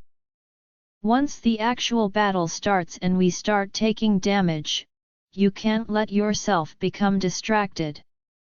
We both can't. I make sure Dahlia understands that I'm not trying to pick on her. I must also keep that in mind. As Alpha and Luna, we've already lost if we let that happen. As firmly and fairly as I can, I say this. I don't want to frighten Dahlia, but I am aware of how simple it is for your emotions to take precedence over your thoughts when you are afraid. I am aware of how easy it is to give up on your objective when you witness people around you going through hardships, suffering, or even passing away. I exhale deeply, calming my nerves and fortifying myself with the knowledge that we are here to pursue peace and justice. Even if blood must be shed in the process. The time has come. I sense a change in the mind-link connection, and my wolf is aware that the rest of the Dreadmoors are now completely connected to us both. Nothing involving Dahlia and I will remain confidential. They will know everything. Thousands of wolves start to pour over the sloping hills of the northern Oregon wilderness, as quiet as the wind rustling the grasses. The earth feels cool under our feet as we maintain a forward gaze, looking to the sides every few seconds, alert, prepared. As we cross the clearing, the trees and their dreadmores engulf us in the darkness, and our pack transitions from the grasses into the forest. We walk in silence, and soon I can smell the striker's scent in the air. Imagining the faceless Alpha Ezra between my jaws as I snap them down and murder the bastard makes my fur automatically stand on end. My wolf is filled with morbid joy at the sight, and I watch as hundreds of other members of our pack realize that they, too, desire justice, even vengeance for the people they have lost and are afraid of losing. As we get closer to Frostclaw's land's edge, the striker's odor fills the air like a strong, bitter syrup. The numerous blue lights in my mind disperse around the edge of the mapped area as I watch Group C break off. I think of Dahlia and Nova at the same time, finding her little light. Groups A and B keep moving forward, now well inside the striker's territory. We make sure our scent is far from our adversaries by moving downwind from the striker's camp center. We hug the shade that the treeline offers from the moon's intense light as we follow it. This is where we stop. Riley, you're up, Charles. As I turn to look behind me, I see the two wolves come out of the shadows, followed by a half-dozen more. Since Frostclaw isn't a particularly large area, the striker's guards we've been watching for a while are being silently executed by Charles and Riley. They patrol the area every hour, but only 4 or 5 at a time. In our minds, we all see the pack of wolves creeping across the dread moors, their bodies curved against the trees, almost like snakes. Each of their bodies is tense with anticipation, like a spring about to burst. The group fans out, but they stay close enough to be able to jump into a defensive stance if they are caught off guard. Riley unexpectedly encounters a striker, the night's first unlucky guard. My wolf practically howls with joy that the jerks will finally pay, and I feel my own breath catch in my throat. In an instant, Riley kills the guard by biting him in the throat. He does it so effortlessly that it's almost unsettling. She releases her kill from her muzzle as his body lies limp on the forest floor, lowering him gently to the ground in satisfaction. When I see the crimson claw's lightning bolt engraved into his brown fur, I feel unrestrained rage flare up inside of me, and Dahlia also shivers at the sight. Frostclaw's memory is still vivid, and that symbol has plagued her dreams ever since they ambushed her that summer afternoon. Silently, Riley and Charles's unit waits for their opportunity to attack the perimeter of Frostclaw. Charles, Riley, and their fellows have flawlessly executed every striker guard in 2 minutes without making a sound and keeping our secrets intact. Follow me, Group C. Harrison, one of my betas, leads the group of wolves forward, with each one evenly distributing behind us to form a circle. I can feel Dahlia's emotional outburst when she sees Nova because it's her best friend who's holding the cue. In an attempt to console Dahlia, I gently tap her shoulder with mine, but when she looks up at me, I harden my eyes and tell her that now is not the moment to be feeling upset. It's time to lose your temper. She gives me a single nod with her big head before looking ahead, towards the unknown darkness that lies ahead and the place where our future is determined. It's so close to the retribution she's been longing for. Like a moth drawn to a flame that she isn't resisting for once, I can feel Dahlia bringing that rage to the surface and letting herself approach it. She is embracing the fire and heat that she so frequently avoids and convinces herself is not worth falling into. No, that is going to change tonight. Dahlia turns to face me and asks in a tone and expression that could be described as excited, "Are you prepared to put an end to this at last?" I experience a similar kind of fire within myself, the unadulterated anger my wolf feels over the brutal and cruel removal of his mate's pack and family. He's been waiting for his chance to make amends for what shouldn't have happened in the first place. That is, rectification through violence. Although we cannot go back in time, we can definitely kill some heedlessly savage werewolves, and that is precisely what I intend to do. Baby, after you. I thrust my chin forward in the hopes that she will get her chance to return home and exact revenge on the people she has lost. I can sense Dahlia's relief and gratitude towards me for letting her lead us into the battle. She knows exactly what I'm doing. As Alpha, she is aware that I don't have to give her this chance because I am ultimately responsible for leading our pack, and Lunas don't typically engage in combat, much less set the example for her soldiers to follow. Dahlia, however, turns around with such elegance, alert and poised, her nose twitching as it raises itself slightly into the wind. We do this for Frostclaw, Frank, and all the other innocent people.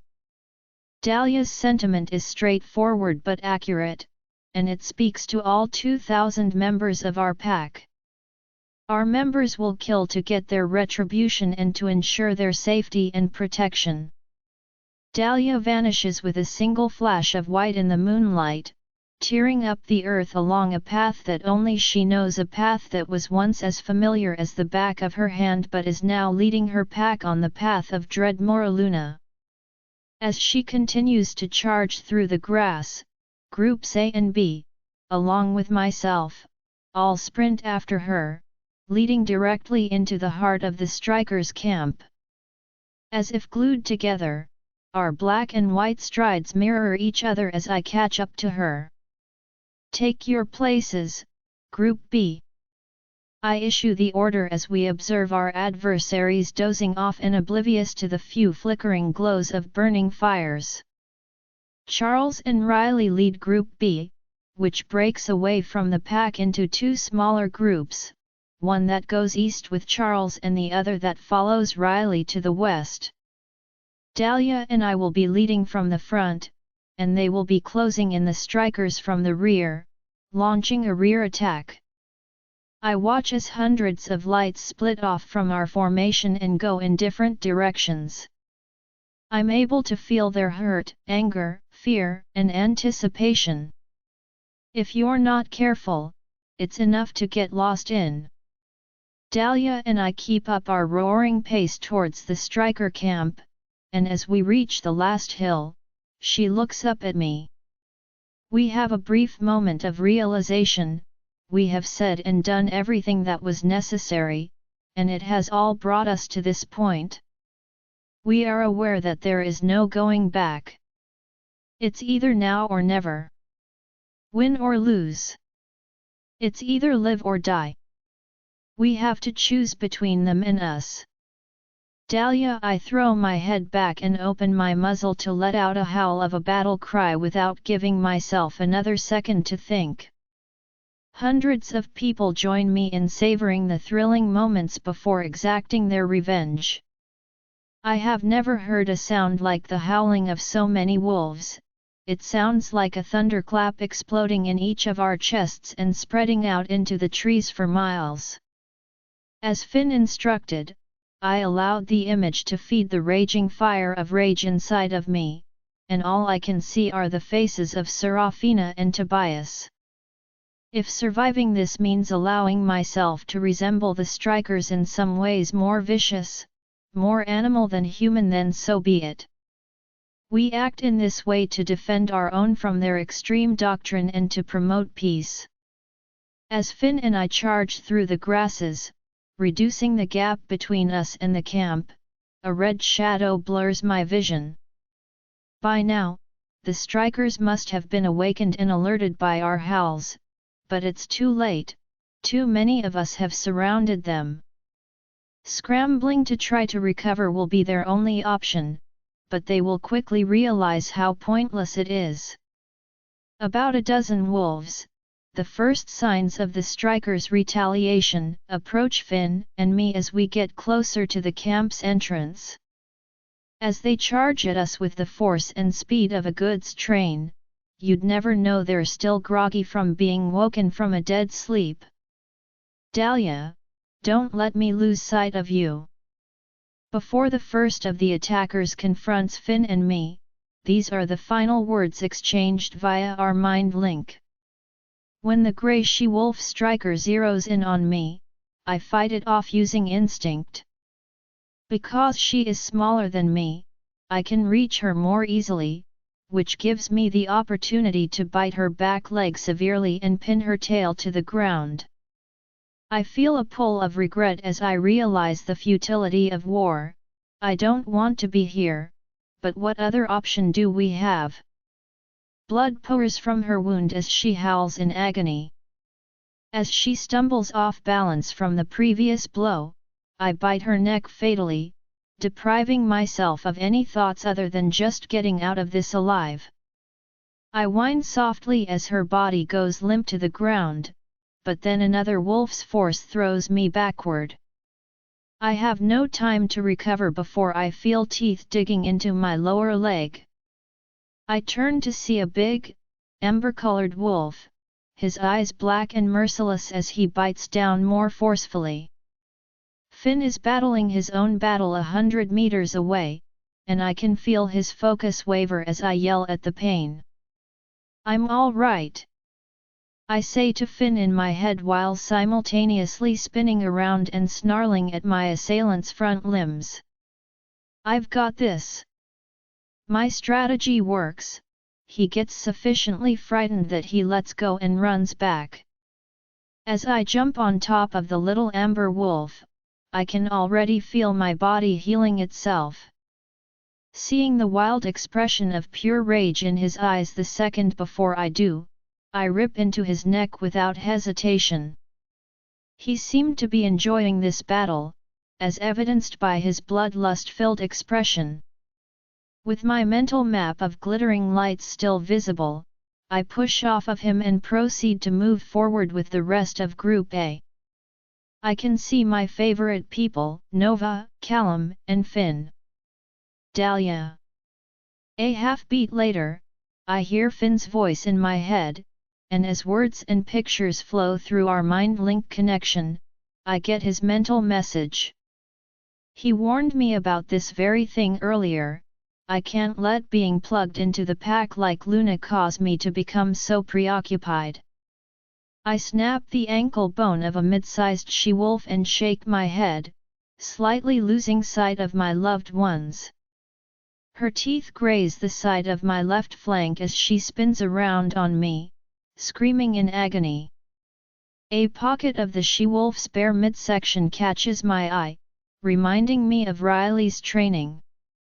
My teeth pierce the flesh as I lock in on my target, moving as smoothly as water.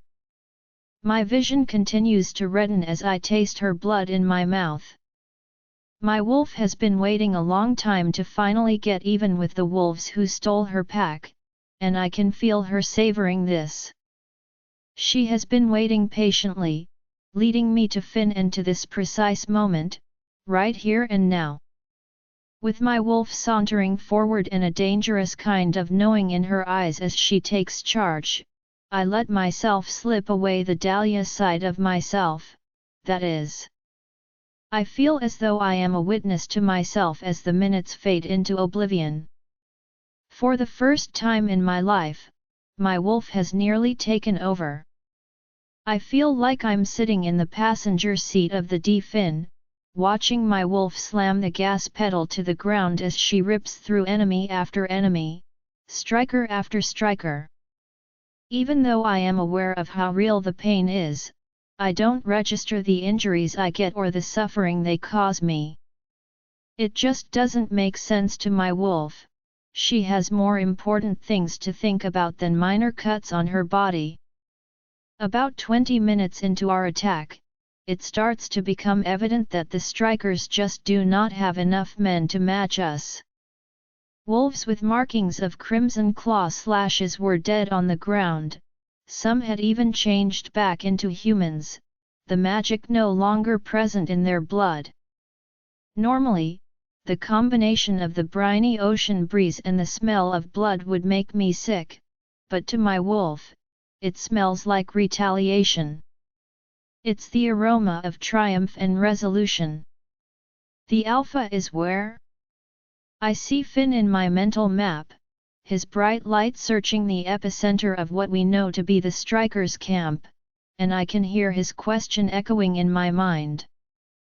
The Alpha would have either led the battle or stayed back to maybe start organizing a counterattack if he had been present. As Finn keeps tearing through building after building and house after house, searching every room and sniffing the ground frantically in the hopes of finding another Alpha in the air, I can sense his mounting annoyance. Where is he? I start walking towards Finn, seeing from his point of view as he goes by the abandoned and burned out remains of Frostclaw, with no Alpha Ezra in sight. What the devil is this coward doing? As his target continues to elude him, Finn's rage is intensifying, and I can sense how desperate he is to get rid of Alpha Ezra. With this attack, his only objective is to eliminate the Alpha after eliminating the underlings. As the minutes go by, I observe that our pack covers Frostclaw's territory entirely, engulfing it like a shimmering blanket. Not a single enemy remains visible. We have triumphed. Finn. My wolf licks her bloody muzzle and pulls back, humming with satisfaction. She has finished her work here. Dahlia is now free to return. Finn. My first attempt to get his attention was unsuccessful, so I repeat again. The trilene is now starting to light up in the early hours of the morning, and I'm almost at him now, standing at the boundary of the area. The sight seems too lovely for a location that has seen so much violence. The rest of them, where are they? The Alpha? When I finally get to him and join him where he is, he asks me this. I could feel the emotion in Finn's questions as he asked how this battle was won so easily and expressed his confusion, no, suspicion. I can see him calculating the odds and numbers that allowed us to escape this with such a small loss. Although the strikers fought hard, there were simply too many of us and too few of them. We number just over 2,000. This must be one of the biggest packs ever put together for a single conflict. That's right. Maddox adds that he agrees with my point of view. He probably isn't here anymore, if he ever was. If he had heard about our attack and wanted to try to get the upper hand later, he might have gone back to his homeland to regroup. Maddox provides this explanation in a surprisingly analytical voice, and it's a pretty intelligent and logical one at that. How could he have anticipated our arrival? Corwin moves forward and joins Finn, who is standing motionless and gazing into the trees. After looking off into the forest, Corwin turns back to face us. Since the ambush in the clearing, we have stepped up our patrols and received no reports of anything suspicious. With this reality, Finn's mind is attempting to piece together the facts. We haven't. Suddenly, as Finn's voice trailed off and he became too consumed with his memory to complete his sentence, I could see pictures of a recalled moment flashing through his mind. He doesn't have to say anything for us to understand. That night, when I was with Nova and Sam and got wine drunk with rom-coms, Finn came looking for me. He smelt something strange but stopped when he realized I was nearby. At the time, I assumed it was a member from the back east, so I didn't give it any thought, but as Finn starts to realize his error, his feelings start to shift from bewilderment to rage. There they were, right in front of our noses.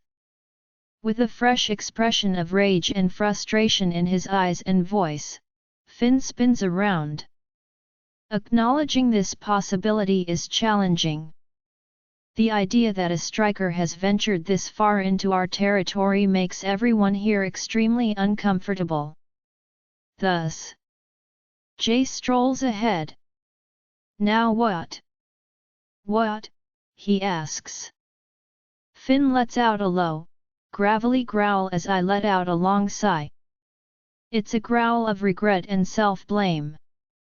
He now fervently wishes he had spent the extra time following that scent. He let his bond with me as a mate overcome him. We wait now. I respond. We go back home, maintain our defenses, and watch for any attempts by Alpha Ezra to react. Soon enough, he will send scouts here to observe how the attack turns out.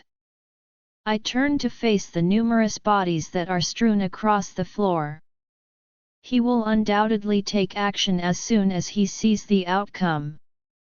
Weeks pass with no response from Alpha Ezra or the strikers collectively, and the days blend together one after the other.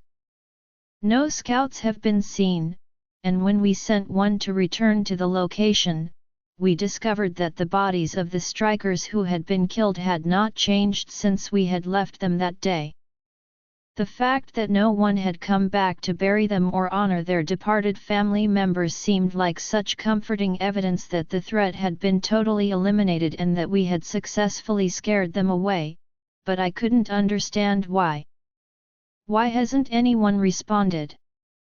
Why has Alpha Ezra not taken any action to exact revenge or retaliation for the fall of one of his factions? Wasn't this what he desired? He is searching for his mate and extending his doctrine and territory. We don't know who will be his mate, but someone in our pack is bound to be. We've been silent for weeks on end, even though Alpha Ezra should be tearing down our front door to get at us. We are finally letting our brothers and sisters from the East return home to their families and loved ones during the second week of October. We've asked them to wait long enough. I don't really see why I should ask them to stay if there isn't anything else to do with the strikers. As we stand in the parking lot, where our Eastern members are gathering into their various cars, packing bags and training gear, I say, Charles, Riley, with warmth. Dahlia is standing beside me, grinning easily, her eyes observing Charles and Riley with affection. Because of the intense training they underwent to defeat Jarvis, she and Riley became especially close, and I sometimes question whether I will ever regret pairing my mate with one of the strongest fighters I've ever encountered. I pat Charles on the back as I take hold of his forearm and draw him into an embrace. I can't thank you enough for answering the call, Charles, and for staying with us as long as you have. I say this honestly. It would have been a very different outcome had we not had your support. Charles laughs amiably before turning to Dahlia and grinning wickedly at her. Oh, Alpha, please. You act as if I had any other choice but to answer the call. And you, he exclaims, drawing her into a passionate embrace. He chuckles, you are just the match for our Alpha, as they start to back off. Charles's eyes light up with anticipation as he looks from Dahlia to me. I can't wait to see what you two will do together. Riley yanks Charles away from Dahlia with a tender eye roll. "Come on now," she says. Riley says, "Luna, Alpha," turning to Dahlia and me. She extends one of her hands to each of us, which we accept. Riley's lips form a line as she says, "We are so glad to be here to serve you and ensure our pack's safety. The strikers are not an enemy we can forget about so quickly, please," she says, squeezing our hands. Remain vigilant. Epilogue. Riley lets go of my hand but keeps Dahlia's in his, drawing her into a tight hug that appears to be just a little bit bone-crushing. Riley has developed such a fondness for Dahlia that I have to suppress a laugh. I have never witnessed Riley being so loving towards another woman. But since Dahlia is contagious and irresistible, I can't say that I blame her for doing so. I ought to be aware. I see Dahlia give the hug back with equal ferocity, demonstrating her reciprocity. She laughs and pats Dahlia's back, saying, "Continue your training, Luna. I will expect to spar with you when we see each other next." Dahlia simply laughs nervously. Before her voice catches slightly, Dahlia says, "I'll try my best, Riley." She sums it up simply, "Thank you, so much, for everything." With sparkling eyes, Dahlia pulls away as she and Riley maintain eye contact. "I would not be here without you," Riley says with such knowledge. "Oh Luna, you have a fire in you, you don't see it yet, but you will." Riley's index finger lands on Dahlia's stomach rather than her heart, telling her, "I cannot wait for that day. Until then, take care, and follow this. Your gut always knows. Trust it." Dahlia gives a quick nod, and they embrace again, quickly, as a lot of cars are now leaving the lot and heading down the logging road. Riley lets go of Dahlia and turns to face me, squeezing my shoulder as Charles screeches over in his own car, kicking up dust beside us. Riley lowers her voice as she says, "You're lucky to have this one. Take good care of her for me." I simply raise the corner of my mouth in amusement. I respond, "You got it." Riley smiles, then releases my shoulder as he jogs to the passenger's side door, opens it, and climbs in beside Charles.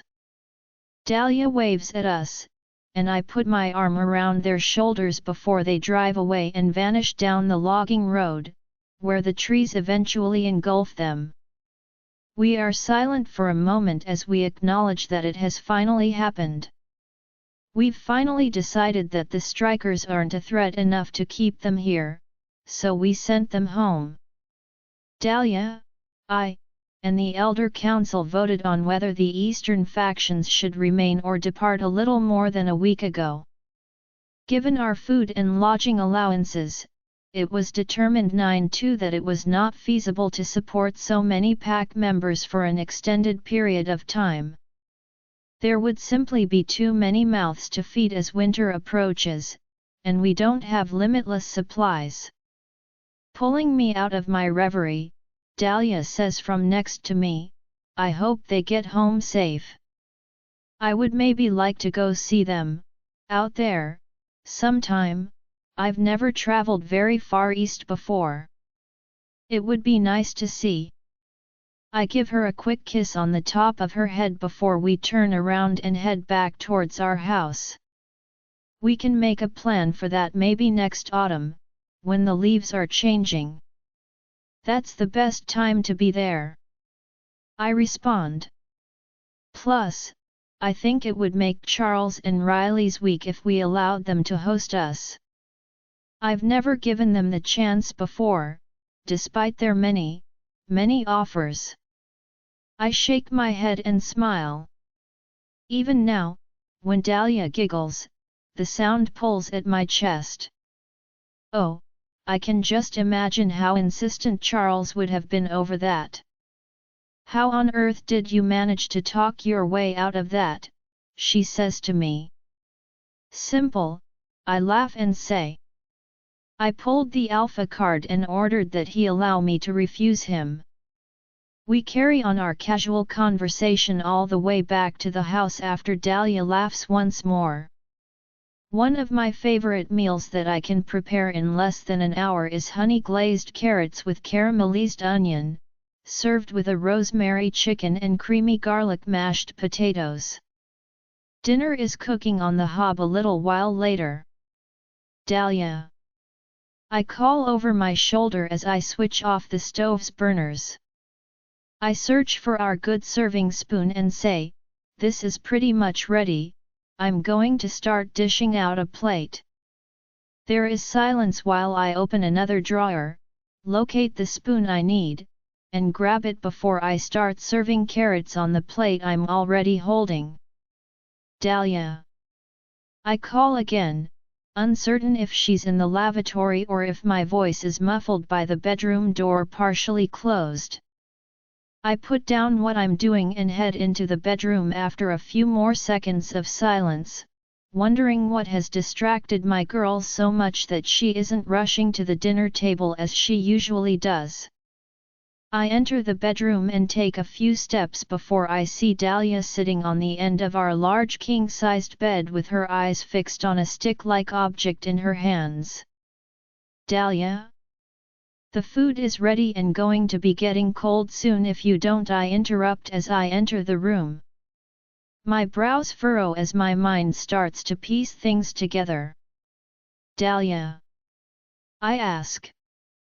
Dahlia looks up abruptly, her blue eyes glassy in our bedroom lamplight, the first signs of tears, of course, but are they good or bad?